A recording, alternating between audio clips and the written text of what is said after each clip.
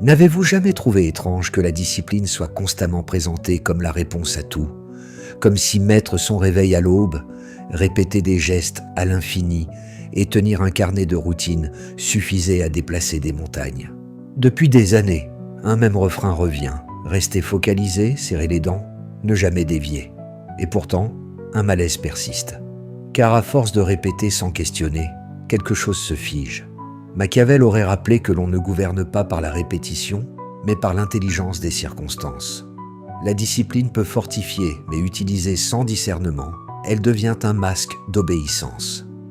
Dans les palais de la Renaissance, Machiavel a toujours pensé que l'ordre apparent sert souvent à conforter le trône de celui qui l'a installé.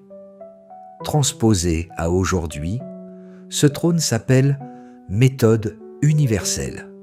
Un programme impeccable, un protocole standardisé, un agenda à cases serrées. Il rassure, il ordonne, il promet. Pourtant, ce confort a un prix, la docilité.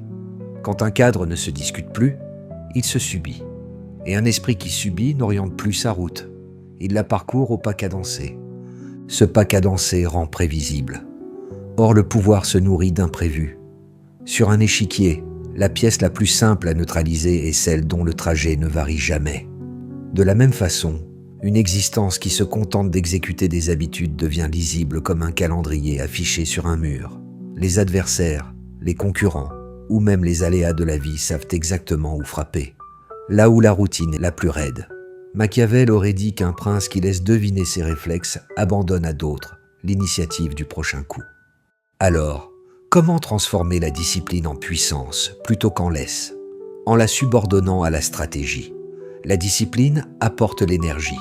La stratégie décide de la direction. La discipline fournit le souffle. La stratégie choisit la pente. Chaque fois que l'outil prend la place du plan, l'ordre des choses se renverse. L'effort devient une fin et la victoire s'éloigne. Le renversement est subtil. C'est pourquoi il échappe souvent. On croit avancer parce que l'on bouge. On croit progresser parce que l'on remplit des cases. Mais progresser, c'est déplacer le rapport de force, pas multiplier les gestes. Un esprit stratégique lit le jeu.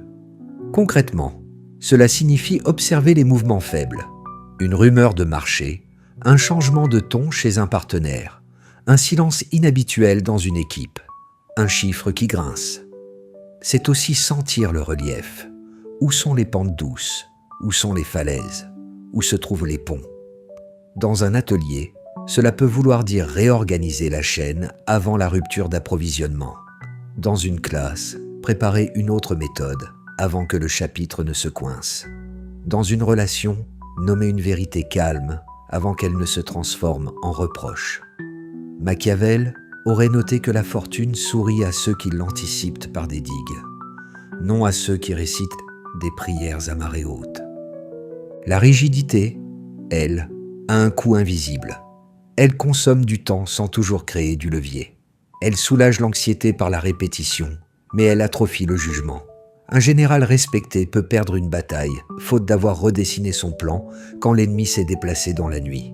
L'excellence du réveil n'aura servi à rien si la carte n'était plus la bonne. À l'inverse, un léger retard, mais une lecture juste du terrain, produit souvent l'effet décisif.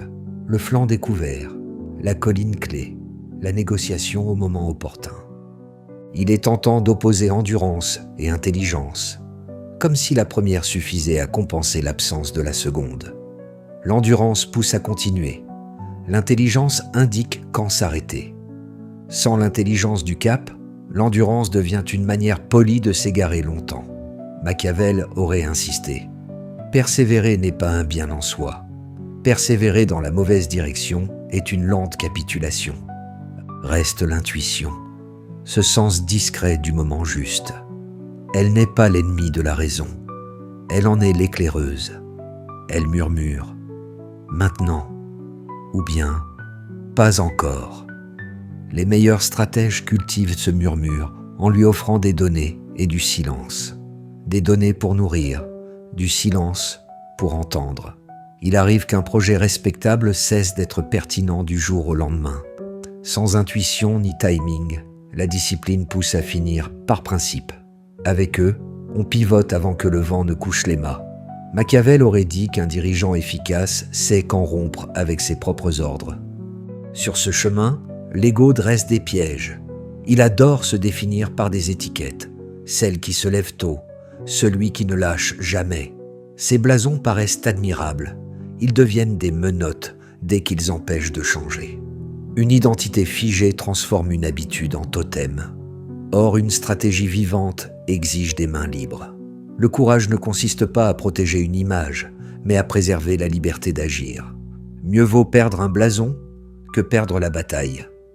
Machiavel aurait tranché. La réputation n'est utile que si elle reste subordonnée aux nécessités du moment. Voyons des scènes concrètes. Sur un champ de bataille, un commandant suit un plan parfait élaboré la veille. Au matin, une pluie froide alourdit les chemins. La cavalerie n'ira pas aussi vite. Celui qui s'obstine subit la boue. Celui qui réoriente son attaque par la crête, là où le sol tient, transforme une contrainte en avantage. Dans une entreprise, une collaboratrice respecte toutes les procédures, coche toutes les étapes, répond dans les délais. Elle est fiable, mais presque invisible. Une autre observe, simplifie un flux, propose un test qui divise par 2 un délai critique. Elle a peut-être répondu 1 heure plus tard aujourd'hui, mais elle a gagné 6 semaines pour tout le monde demain. Dans la vie personnelle, un engagement ancien a cessé de nourrir. Par loyauté à une version passée de soi, on prolonge. Un jour, la lucidité replace la loyauté. Loyauté envers l'objectif, pas envers l'habitude. Reprendre le contrôle commence ainsi. Décider ce que l'on cherche réellement à obtenir. Non pas un enchaînement de cases vertes dans une application, mais un déplacement tangible du pouvoir sur ce qui compte. Mieux négocier une contrainte de temps. Mieux traiter une incertitude. Mieux influencer un résultat. Cette clarification rend plus simple des gestes qui paraissaient héroïques. Dire non à une tâche qui ne crée pas de levier. Couper un projet dont les indicateurs sont plats. Recommencer ailleurs avec un meilleur angle d'attaque. Machiavel aurait rappelé qu'abandonner une mauvaise route n'est pas trahir le voyage, c'est le sauver. Viennent alors quelques principes d'action. D'abord, la discipline doit servir un pari, pas une habitude. Chaque routine mérite une question. Quel pouvoir crée-t-elle, ici et maintenant? Si la réponse faiblit, la routine change ou disparaît. Ensuite, la stratégie exige des cycles courts de réalité. Observer, décider, agir, mesurer, apprendre. Ces cycles sont comme des battements. Ils empêchent l'orgueil et la peur de figer la décision. Troisième principe, varier le tempo. Accélérer quand la fenêtre est ouverte. Ralentir quand la vue se bouche. S'arrêter pour comprendre quand la boussole s'affole. Enfin, choisir la symétrie. Chercher les gestes qui pèsent davantage que leur coût. Ce sont les fameux leviers. Une conversation qui clarifie 1 semaine de malentendu, un prototype qui évite 6 mois d'illusion, un retrait opportun qui économise 1 an d'entêtement. Une image aide à retenir tout cela. Pensez à une forteresse sur un promontoire. Les murailles sont la discipline. Elles protègent. Le promontoire est la stratégie. Il choisit la position. Élever des murs en plaine ne fera qu'allonger la défaite. Placer la forteresse au bon endroit change tout, même avec des murs modestes. Machiavel aurait souri à ce dessin. Mieux vaut une place forte bien située qu'une citadelle splendide au mauvais carrefour. Sur le terrain du quotidien, cette approche s'entend dans la manière de parler. Remarquez la fréquence d'expressions comme « il faut » ou « on a toujours fait comme ça ». Elle signale des rails. Les remplacer par « que produit ce geste » et quelle alternative crée plus de leviers, ouvre des embranchements. Dans l'organisation du temps, acceptez des plages, sans rendez-vous ni tâche, dédiées à la lecture du jeu, écoutez, reliez, recoupez. Dans les relations, privilégiez moins de promesses, plus d'observables, ce qui change réellement quand une décision est prise. Cette façon d'agir n'exclut pas l'effort, elle l'affûte. Travailler longtemps n'est ni un blâme, ni un trophée. Cela devient un choix ponctuel, décidé parce que la situation l'exige et parce que l'effet attendu le justifie. De même, se reposer n'est plus une faute morale, mais une manœuvre de contrôle, reprendre du souffle pour reprendre la main. Cette alternance, tension, relâchement, accélération, ressemble au mouvement d'un maître d'armes qui mesure, feinte, touche. Machiavel aurait dit que gouverner, c'est savoir ménager ses forces pour le choc décisif. Reste la question de la visibilité. Un monde saturé d'outils pour mesurer adore ce qui se quantifie. Heures, cases, marches. Mais l'influence se voit ailleurs. Décisions plus claires autour, moins de friction pour les autres, trajectoires qui s'infléchissent. La discipline remplit des tableaux. La stratégie plie la réalité. Pour mesurer la bonne chose, observez les courbes qui comptent. Temps gagné sur les goulets, risque supprimé avant d'éclater, qualité des alliances, marge de manœuvre agrandie. Là se loge la véritable progression. Il ne s'agit pas de mépriser la discipline, mais de la remettre à sa juste place. Un meilleur soldat au service d'un meilleur plan. Quand elle devient culte, elle fabrique des zélateurs. Quand elle devient outil, elle fabrique des vainqueurs. Machiavel aurait conclu que l'art politique, et par extension, l'art de vivre, n'est pas de suivre bravement un protocole, mais d'ajuster sans cesse l'alliance entre vertu, l'audace, l'adresse et fortune, les circonstances. La discipline appartient à la vertu, la stratégie les marie. Alors, une invitation s'impose. Examiner une routine, juste une, celle que tout le monde complimente. Lui poser 3 questions. Produit-elle aujourd'hui un effet de levier? Augmente-t-elle le contrôle sur ce qui compte? Rend-elle moins lisible aux yeux des forces adverses? Si la réponse est tiède, l'heure est venue de tailler, déplacer, remplacer. Une petite décision prise avec courage ouvre la porte aux grandes. Et soudain, le calendrier cesse d'être une cage. Il devient une carte. Le monde admire les existences impeccablement réglées, parce que ces existences rassurent.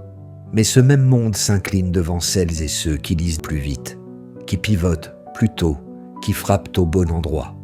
La première catégorie inspire la sympathie. La seconde fait bouger les lignes. Machiavel aurait dit que la peur des puissants n'est pas provoquée par la constance, mais par l'inattendu maîtrisé. Non pas le chaos, mais l'imprévisibilité stratégique. En refermant ce moment de réflexion, une image demeure, une salle silencieuse, une carte déroulée, quelques pierres posées pour symboliser les forces en présence. Une main déplace l'une de ces pierres, puis s'arrête, observe, sourit. Aucune prière à la routine n'est prononcée. Seule compte la position gagnée. Que cette main soit la vôtre. Non pas pour être admirée, mais pour obtenir ce qui importe.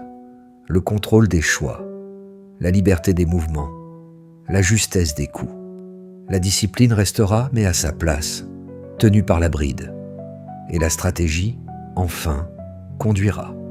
Machiavel aurait approuvé cette hiérarchie. L'outil derrière, l'art devant. Enfin, soutenez ce travail si vous le jugez utile. Abonnez-vous, laissez un like, partagez-le à quelqu'un qui en a besoin. Non par réflexe, mais comme un acte stratégique. Chaque geste compte pour renforcer les voix qui éveillent plutôt que celles qui endorment. Et souvenez-vous des mots de Machiavel. Le pouvoir n'appartient pas à ceux qui écoutent, mais à ceux qui comprennent et agissent.